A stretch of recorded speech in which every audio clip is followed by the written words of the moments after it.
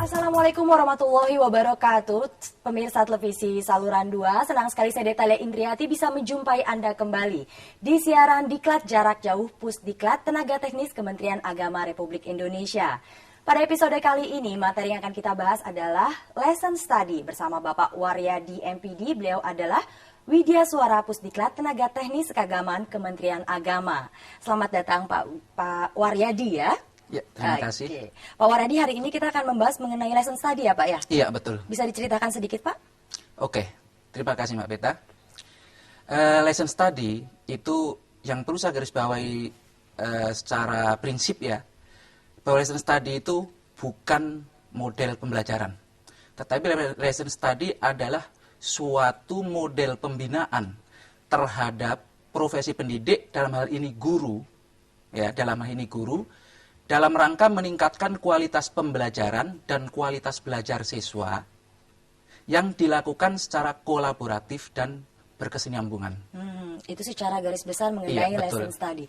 Dan untuk pemirsa dimanapun Anda berada, jangan lupa di nomor telepon 0800 140 3046 kita akan menerima telepon dari pemirsa dan membahas mengenai materi yang akan kita bahas kali ini, yaitu lesson study. Nah, sebelum kita masuk ke lebih rinci lagi mengenai materinya, mari sama-sama kita saksikan tayangan berikut ini.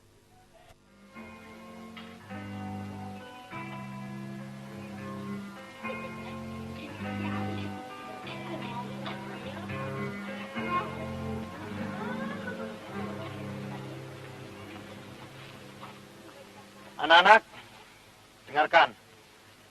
Sekarang Pak Mardini akan memberikan petunjuk-petunjuk. Silakan Pak Mardi. Baik, Pak. Anak-anak, menurut penjelasan Pak Burhan, kita akan bertanam jamur merang secara tradisional. Nah, sekarang saya akan membagi tugas. Coba kalian membentuk menjadi 4 kelompok. Masing-masing kelompok membersihkan lahan ini, menyusun jerami, dan membuat saungan. Kalian ngerti fungsi saungan? Fungsi dari saungan adalah untuk melindungi tanaman jamur dari terik matahari dan hujan. Dan jangan lupa, saungan itu kita bungkus dengan plastik. Gunanya untuk mengatur suhu udara agar tanaman jamur dapat tumbuh dengan baik. Kalian mengerti anak-anak? Nah, kita mulai bekerja. Yuk, yuk.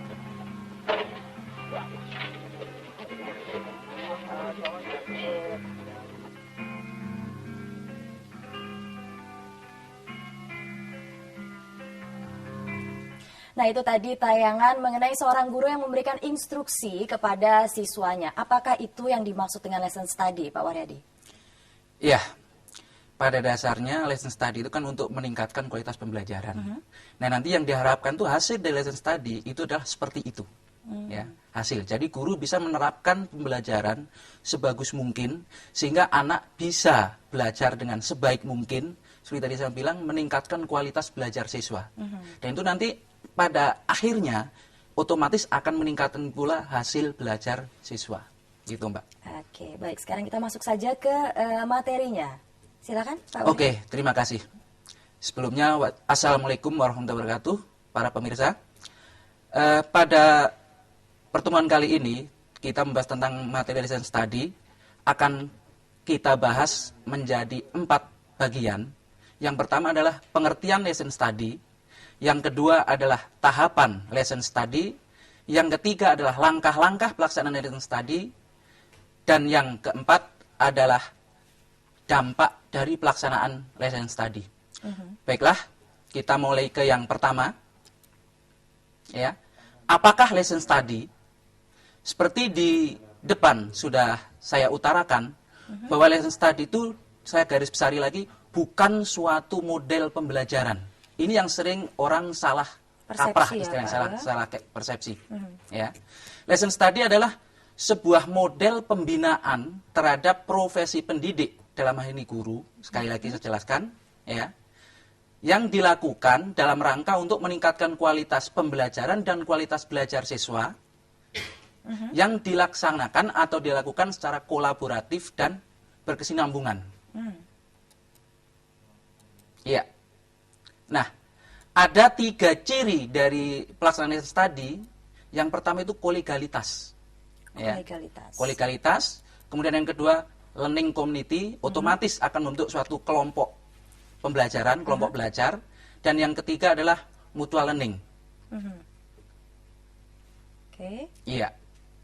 Nah, kalau pemirsa bertanya, apakah selama ini belum ada pembinaan terhadap guru, seperti itu misalkan ya? Sebenarnya sudah. Sudah. Yaitu melalui, yang pertama adalah melalui kepala sekolah dan pengawas, ya.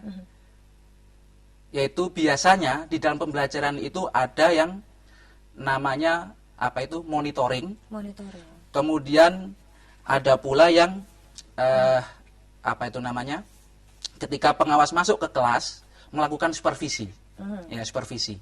Terus apa bedanya dengan lesson study, pembinaan dalam lesson study? Kalau yang dilakukan oleh pengawas dan kepala sekolah itu boleh dibilang pembinaan eksternal. Pembinaan eksternal saja. Eksternal, iya. Berarti Jadi, kalau untuk lesson study ini dia lebih mendalam ya Pak ya? internal. Ya, internal. Dan kelebihannya ya, kalau dilakukan oleh kepala sekolah dan pengawas itu sangat terbatas. Kenapa? Yang pertama, jumlah pengawas di kita itu sangat terbatas, Mbak. Ya, sangat terbatas. Itu jumlahnya. Dari segi jumlah sudah terbatas. Yang kedua, dari segi konten itu tidak akan bisa masuk ke konten materi yang mendalam. Kenapa? Karena kita masih sangat terbatas juga jumlah pengawas mata pelajaran. Oke, atau berarti hanya pengawas secara bidang studi. global saja. Iya, betul. Oke. Nah, sedangkan di lesson study itu pembinaan yang dilakukan itu adalah berdasarkan kesadaran diri sendiri oleh guru itu sadar ya. Kemudian melakukan kolaboratif dengan guru lain. Karena yang diajak kolaborasi itu ada guru lain sesama guru. Kemudian nanti juga melibatkan tenaga ahli ya. Di sini maka tadi bilang kolegalitas. Kolegalitas betul. Sehingga apa? Kontennya itu bisa lebih mengena. Ya, akan lebih mendalam. Seperti Lebih itu. fokus ya. Lebih fokus ke mata pelajaran ke yang mata akan pelajaran. diajari. Iya, Oke. betul. Seperti itu.